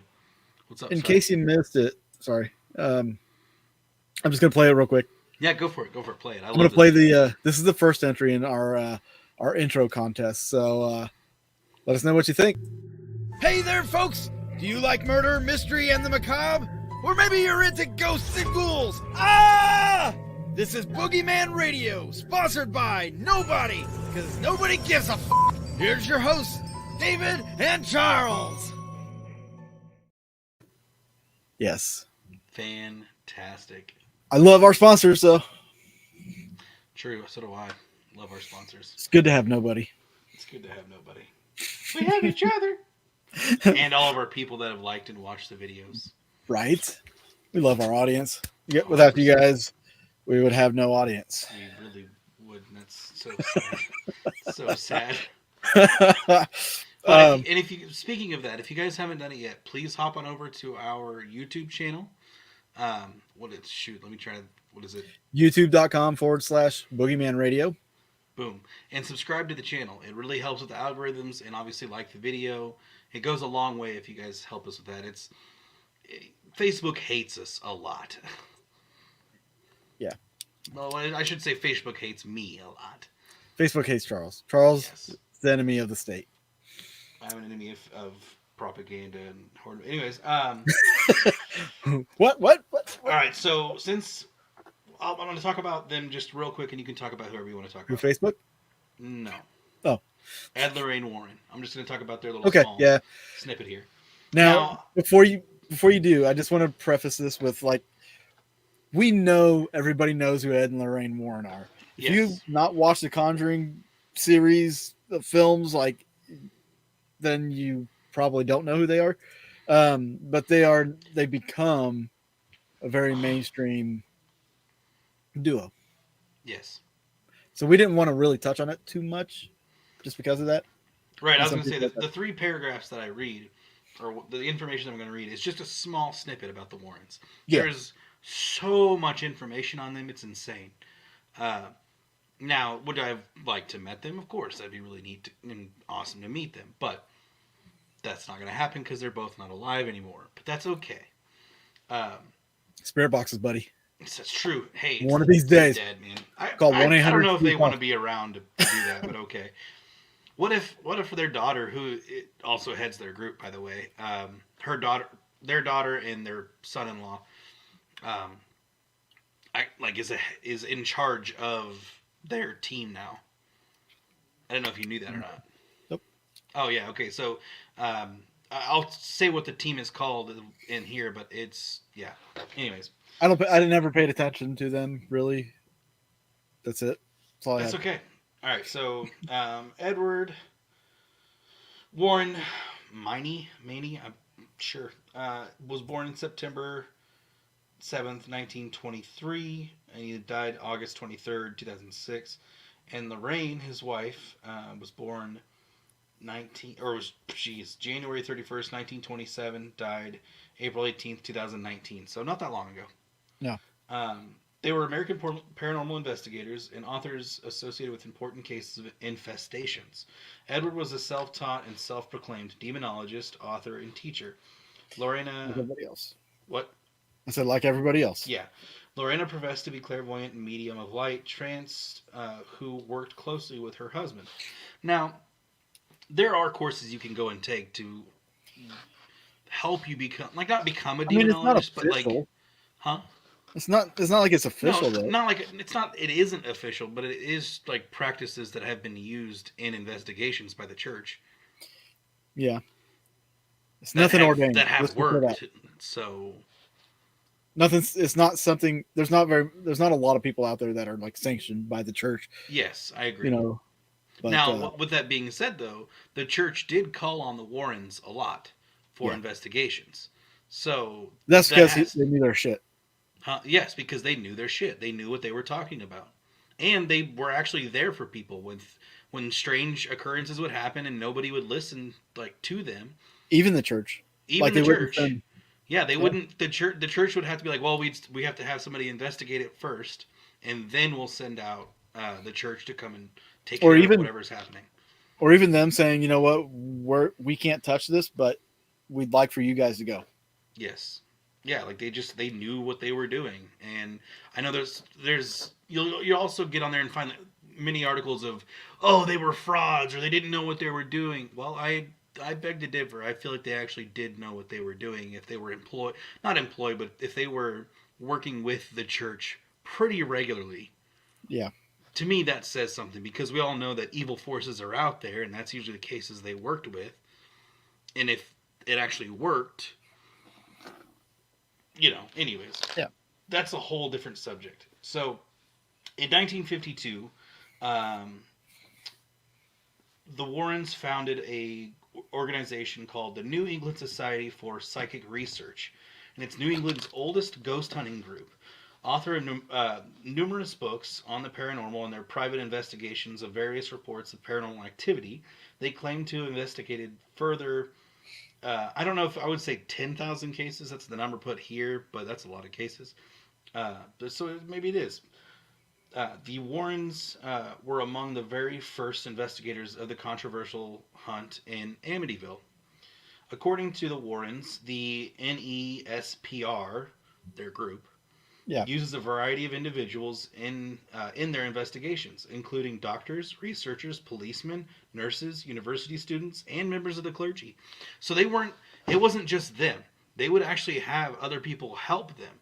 And I will say that I'm thankful that that James Wan in the Conjuring movies actually got that right, because Yeah. he did involve other, like in the Top. movies they did involve multiple people, not just the Warrens. Yeah. Like I was Like, very thankful that he did that. and like with the Conjuring, they had the cop, they had the kid that was I guess from college or something Yeah, with the audio equipment, yeah. and yeah, Like so, it's good job, you know. Anyways, yeah, well then obviously calling the priest. Well, actually no, they didn't call in the priest for the Conjuring ones, but for the other ones they did. I still don't know the full story on the Perrin house, so or I think that's how you say it. I guess. The Conjuring case. Yeah. So the Warrens have adapted as, or Warrens have been adapted as, or have indirectly inspired dozens of films, television series, and documentaries, including 17 Amityville horror movies and 7 films from the Conjuring universe. I feel like the Warrens got so much publicity because they were the first ones to really publicly and like acknowledge all this stuff. Well, I mean, they were and they weren't. Like they did work with Hans Holzer, with Yes. on the Amityville case at least that one time, and But they also had no problem talking about it, whereas right, most people would be like, yeah, "It's you the know, devil." Hans's first book came in 68 or 60 in the 60s. So I mean, he was talking about it too. It's just at what level, you Yeah, know, and this goes with the whole paratainment thing. You know, whenever even the most legitimate researcher becomes like somebody that's on TV, or they have their own series somewhere on a streaming service or something, yeah, immediately you start to think, well, did they just sell out? Are they faking stuff now? yeah, And all this, when they could be legit. You never know. But that goes with like the Warrens' reputation back then. They were doing things legitimately the right way. Like they were bringing in people with different backgrounds to help substantiate claims or to help debunk claims. And you don't see that, number one. You don't see that hardly anymore now. yeah, And then whenever they started getting well known for their stuff, that's when the people started coming out and saying, yeah, they're faking this or they're doing this. That's when you start getting haters, when you start making a name, and that unfortunately happens now. it does. All right, So I got one more I'm going to talk about, and then you can talk about, and then maybe if there's more time, we'll do another one. But I want to talk about Guy Lyon Playfair. So Guy Lyon Playfair died at the age of 83 years old. Was a paranormal investigator, and he was best known for his work on this so-called Enfield ghost oh in yeah. North London. So Con Maurice Gross, his colleague from the Society of Physical or Psychical Research, Playfair has arrived at the Green Street Two Family Council house in Enfield days after the first reports of the unexplained disorders in 1977. The house was occupied by Margaret Hodgson, a divorced woman, and her 4 children, 2 of which Janet was 11 years old and Johnny was 10. They claimed their beds were shaking inexplicably. I don't know why there's not that much information. Like, there's so much more on this guy, but yeah. So the famous Enfield case, he was the one that did that one. So it's very interesting. Yep. Um, so the next one I'm going to talk about, I would love to have met this guy. A lot of people hated him. Um, he's not very beloved in certain aspects of the paranormal field, with good reason, I guess. I And swear, that's if you say Aleister Crowley, I'm gonna flip out. no. Okay, good. I'm gonna say James Randi. A lot of Guess I people don't know hated who James that Randi is. because, Guess I don't know who that is. James Randi cracks me up. Okay. You can see videos of him on YouTube. He's passed away. Um, I won't get into his really much of his personal life stuff. I'll just talk about the paranormal things here. So Randy rejected religion from an early childhood, saying, "I've always been an atheist. I think that religion is a very damaging philosophy because it's such a retreat from reality. And a belief in a God is one of the most damaging things that infest humanity at this particular moment in history." Um, so James Randi started his actual career, like he dropped out of high school at the age of 15, joined the carnival and became a magician. So he has this really interesting background, which I've always said this is probably one of the coolest things you could do to become one of those people that debunk things is learn magic. If you can learn magic tricks, you can learn how people like scratchings. I could debunk some scratchings just because of a magic trick that involves scratches developing out of nowhere. There is a way to do it. Um, so I'll go on with Randy here. So he began skeptic activism at the age of 15, attempting to publicly expose fraudulent seance activity being carried out in a church. For this disruption, he was arrested and briefly jailed. The incident caused him to yearn for more of a position of authority from which to carry out debunking activity.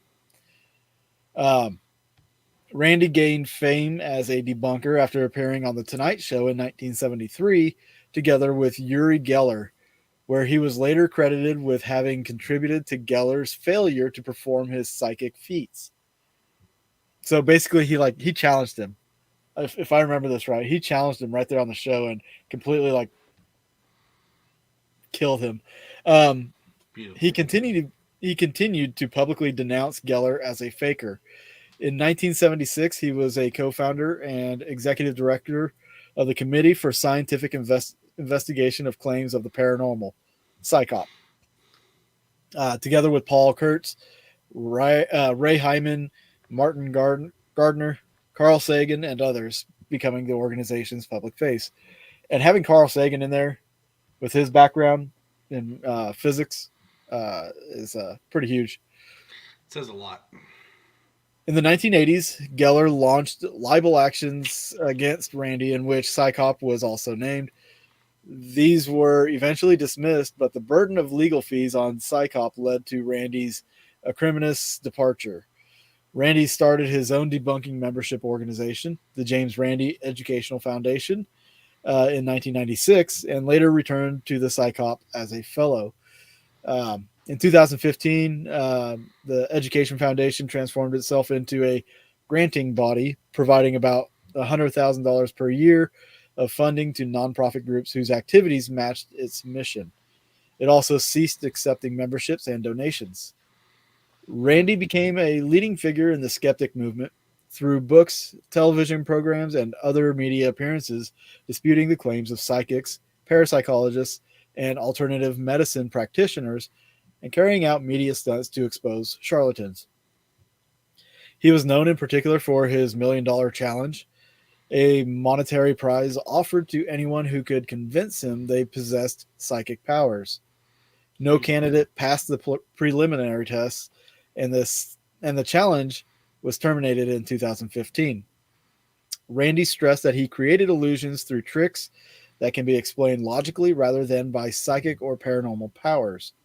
He had no educational or work background in science, stating, I'm a professional conjurer, and I have followed the minor music of magic for more than 4 decades.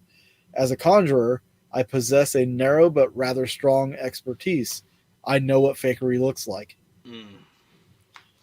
Randy said in an interview he disliked being called a debunker because that implies someone who says, "This isn't so, and I'm going to prove it," and that he preferred the term psychic investigator. Um, one of his debunks, I guess you can call it, or his psychic investigation. In 1986, Peter Popov, a televangelist and self-described faith healer, was definitively exposed by Randy and and others by means of a radio scanner at a public event.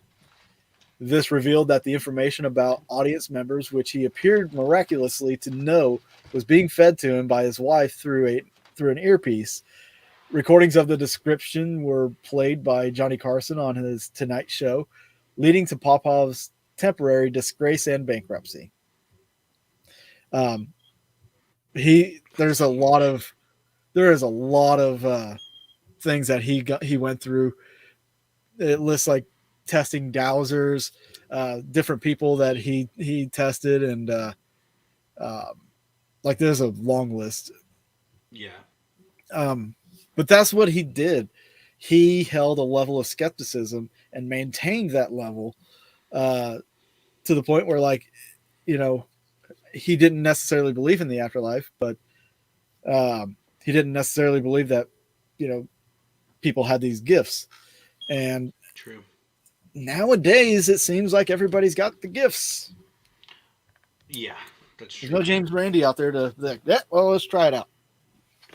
Dude, I hear that. Well, that's the thing is, like, I believe that we are born with some sort of gift. Each and every one of us.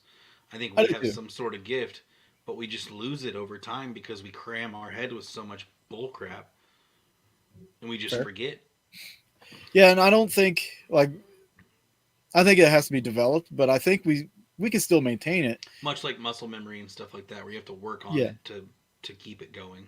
And to what level you're able to use it, I think it just naturally. I've tried telekinesis. I've tried like all the, I can't think of all of them, but like moving stuff with your mind, moving stuff with your hands, energy manipulation, like qigong, where you can feel like the energy in your body and stuff like that. Like it's interesting stuff. The Masons, if I remember correct, from what I was told, they have a belief of you being able to change physical objects with your mind. Like, oh, this isn't a phone; it's a ruler. And boom, it becomes a ruler. Yes. Oh wow. And I don't think you may have been there for like briefly a couple of years ago at the KC Paracon at the Masonic Temple Lodge. Yeah. I guess there was a guy that attended the who was a Freemason there, who would just sit there and stare at one particular block every day, trying to change it into a gold block. That comes down to fundamentals of like science, of like atoms and matter, and you have to change the molecular structure. Like, it is amazing wet dreams. It gets the best of us, man. What can I say? Some call it a gift, others call it a curse. I just call it blessing and a curse. Glorious. Something like that. I wouldn't. Maybe. Glorious. Anyways. Clean up in aisle 3. But yeah, like guys like James Randi they're not that common anymore. And yeah, I think, you know, when Ghost Hunters came out, there was a healthy level of skepticism in that show in the initial first, I'd say 2 to 3 seasons. Yeah. And then I think when Paranormal State and Ghost Adventures came out, that's when we seen the change that everybody noticed, because they had to compete with these other shows for viewers. Because when they came out, they were the only ones doing this. Yes. Maybe Most Haunted, but everybody knew that was fake. Yeah. But like, I enjoyed Ghost Hunters because they actually, like, to me, they actually sat down and showed the evidence to people. Well, they actually helped people too. Yes, they gave them ways to help them. But yeah, I thought it was a good show, but I don't know about it nowadays. But or the guys who started it, they're doing other things now. But yeah, good times.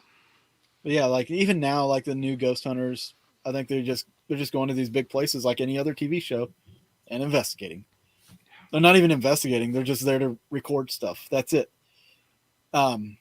They don't investigate the claims. They don't try to dismiss or debunk any of that. I do gotta say, I gotta give credit to not Billy. Oh, what was his name?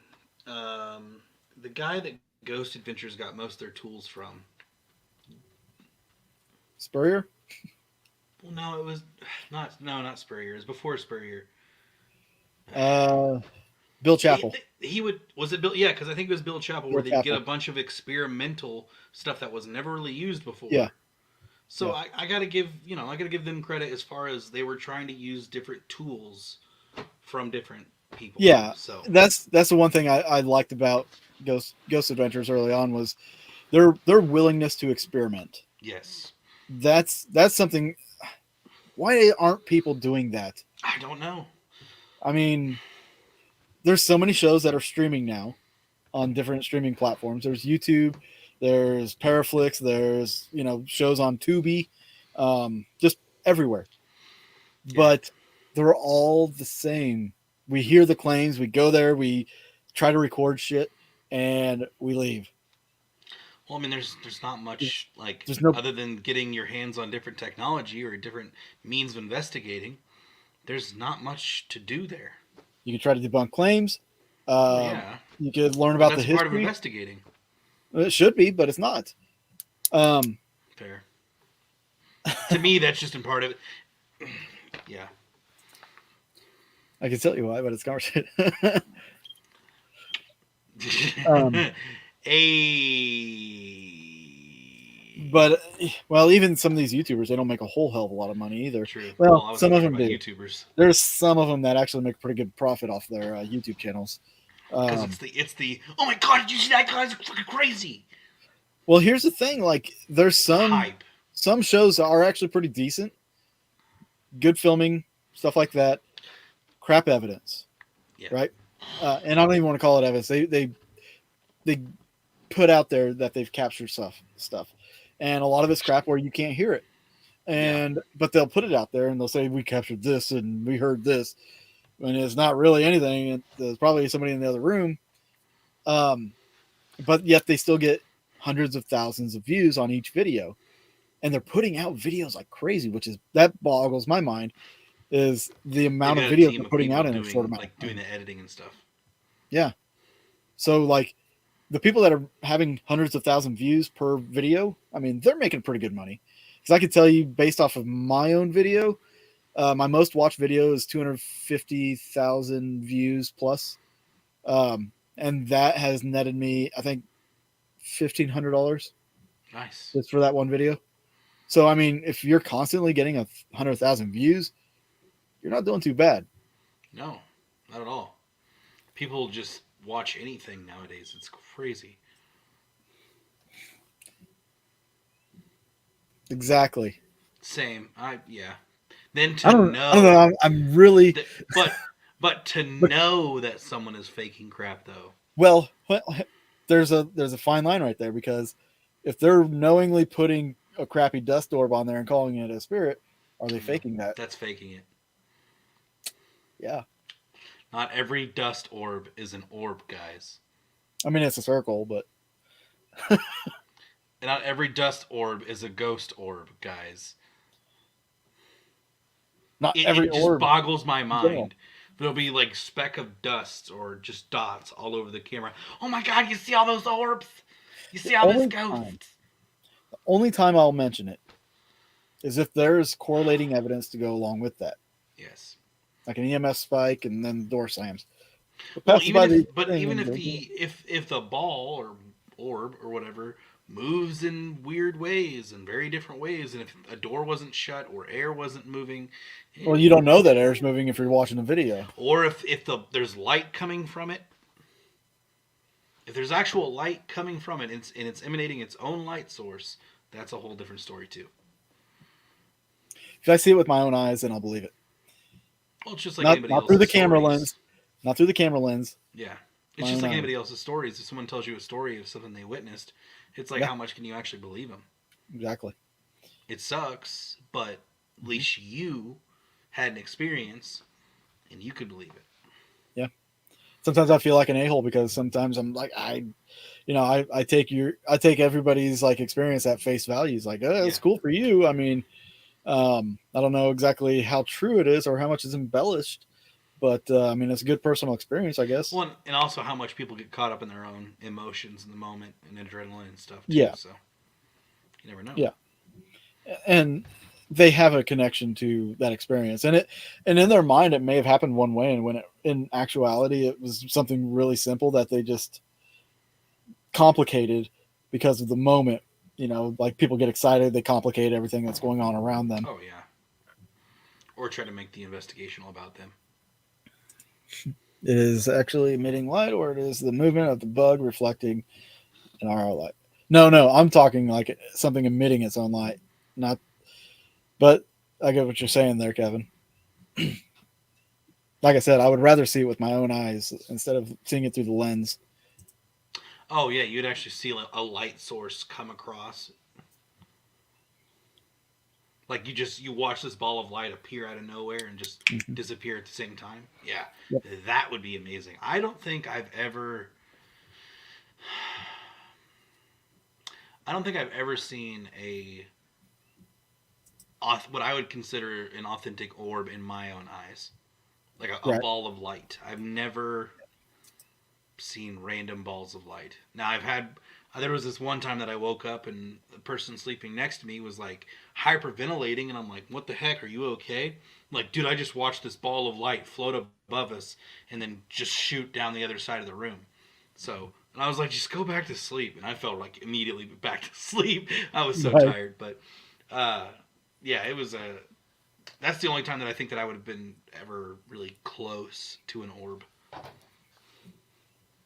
With obviously my films, the Yeah. spook light phenomenon. I mean, I've actually been able to witness that on Well, yeah, multiple that's a whole occasions. different story. You've hunted that thing a lot more than I have.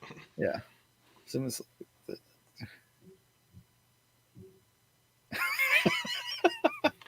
Really though, that's how it was. I woke up, there was no random balls of light, and he's like, it just disappeared. But what sold me on the story is like how he was reacting. He was just like literally hyperventilating, like this. He was freaked out, and so I was just yeah. That's what made me kind of believe him in that instance. Yeah, no, with the spook light stuff, I mean, I'm still skeptical about a lot of the things that Yeah. go on with that. Even some of the things I've seen, even though I can't explain it, doesn't mean it's not explainable. It's just teenagers. Swatting it, yeah, either way.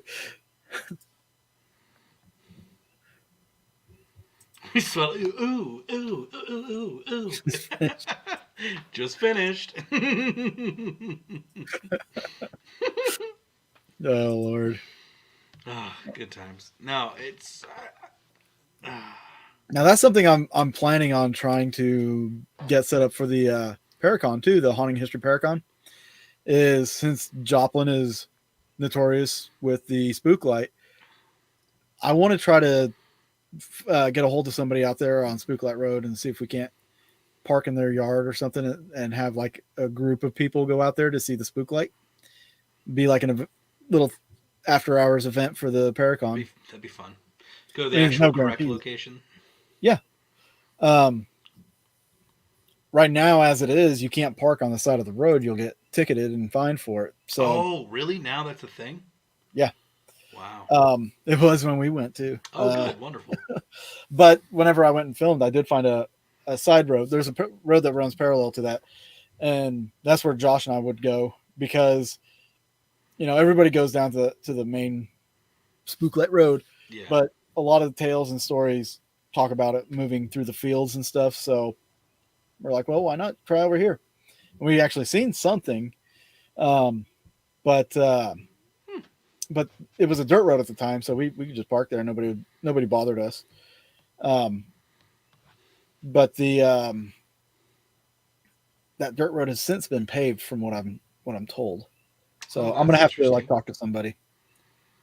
Not sure if it was ball lightning or an orb, but saw a blue light float through my brother's room. Huh. The fact that it went through the light socket on the wall is interesting. Makes me think it's a natural occurrence, Yeah. which it does happen Now, naturally. I was gonna say something I would love to see natural occurrence wise is when you're up in the mountains and you have like the lightning shoot from rock to rock. That'd be really cool to see, like quartz lightning just Yeah. bouncing back and forth. You know what's really interesting is I took a crystal, a big crystal, it's about this big, Mm. which would be 3 to 4 inches, and I took a Dremel and I cut it in half. But while I was cutting it, inside the crystal it looked like a freaking lightning storm. It was awesome. Yeah. If you ever get a Well, big crystal, try to cut it in half. okay. You'll see Good to some know. wicked stuff. Record it. Well, what would be sweet is when you're cutting it in half, if you had like a slow mo camera, you Yeah. just like get up on it and oh, that'd be sweet.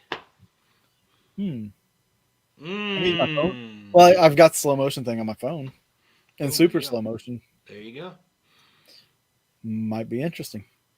Sounds like we need to play with some energy, natural energy. You play with D. These nuts. Got him!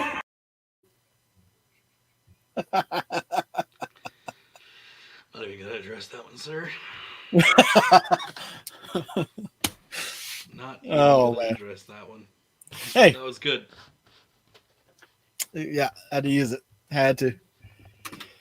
was Guys, cool. we've got a few minutes that we're going to be on here left. So normally we do our show on YouTube at 8 o'clock Central Time, but we do that show for an hour, and then we jump over to our Patreon page and do another hour on Patreon. Tonight we're not doing a Patreon, but we wanted to jump on Facebook and do YouTube, and we decided to do a two. Excuse me. Wow. Do a 2 hour. Oh. Sexy. Episode. Wow. Do a 2 hour episode for you guys here. So next week we're going to go back to our format. We'll do our hour on YouTube and then an hour on our After Dark on Patreon. So if you want to join us on Patreon, we'd love to have you. Everything that we earn through Patreon is going back into the shows in way of, events, investigations, things of that nature. And we vlog it. So, and some of the examples of that are on the Boogeyman Radio YouTube page right now with our trip to Eureka Springs and the Crescent Hotel, which was a fun time. So much fun. I can't wait for the next time that we go on an investigation. And we caught a really good piece of evidence out of that. Yeah, we did. Good piece of audio. So everything goes to help us out with this whole show. And so, yeah. It helps you guys out in the end because then we can bring you awesome content. Exactly. So, Zachary. good show tonight. Thanks. I think next week's going to be even better. Talking we're gonna about have- current investigators and Yes, things current they're doing for the paranormal world. current researchers. I think that's going to be a great one. It's going to be fun reaching out to these people and bringing them on the show for a few minutes, talk to them about what they do and all that. If anybody has anything they want to suggest for a show after this ends on YouTube, then leave a comment. Yes, don't leave a comment now because we won't see it. When Yeah. the video goes up to YouTube, actually officially loads for YouTube, then leave a comment. Yeah, which takes maybe a minute after we end the live stream. Yeah, I just go and press refresh and then boom, it's there. What do you think, Charles? Anything you want to add? No, I think it was a great week, had a great show, and I'm looking forward to the next one. I'm so thankful for all you amazing people to join us this week. And be sure to subscribe to the channel too. If you haven't yet, subscribe to the channel, hit the like, the bell for notifications, and all that good jazz. Help a brother out. We appreciate it. We love all of our viewers, our listeners. Even if you're not actually watching and you're just listening because you had nothing else to do, at least you're listening. You're Or at supporting least- the channel, and that's what makes that that helps a lot. Makes our world go around. Yes. So we appreciate y'all. Also, if you want to bitchin' Boogeyman Radio t-shirt, go to the hauntinghistorythreadless.com site, get you a Boogeyman Radio shirt. It's pretty awesome, I will say. I'm gonna order mine at the end of the week, actually. Gonna be rocking it out for an event. And I need to then get one for April, or not April, geez, October. I'm gonna get one for April. What's happening in April? I will tell you off this. You son of a bucking horse. So wait, did I just do that? Did I just read your mind? Are you psychic? Did I just pluck that from your mind? And that's why I said April. Satan, satanic devil worship, satanic. Who was it? Who could it possibly be? Was it? Oh, I don't know. Satan. Now here's something crazy. Here's something crazy. Speaking of stuff like that, so you know Wheel of Fortune, right? Obviously. Yeah. So friends of mine and I, we have this little game that we play where there's 3 contestants, and one of the contestants will be a contestant that we decide who it will be. And if we win, it's like we buy a beer, or we buy a round of drinks or what have you on that contestant, if that contestant wins. So my contestant, who I usually pick, is on the left of the side of the screen, hasn't won in a long time. So the last time we played, I just say, yeah, I'll take right, without even thinking, because I was busy at work. And I was busy, and I just all of a sudden said, oh, I'll take right. And he's like, oh, you can take left. I was only joking, because he said he was going to take right, like middle and right. And I was like, no, it's fine. Yeah, you know what? I'll probably should just go ahead and take left. I'll take left. And then right was the one that ended up winning. Nice. You finally got one right. No, I got it wrong because I changed my mind and said left instead. Oh, so if I would have listened to myself and gone with my first initial reaction, which was right, because it was right. Right. It's just those weird scenarios, man. Synchronicities. Yes, exactly. Gotta love it. Exactly. All right, guys. We appreciate you joining us tonight. We will be back on our YouTube channel at 8 p.m. Central Time next Tuesday. Yes. We'll see you then. Peace out.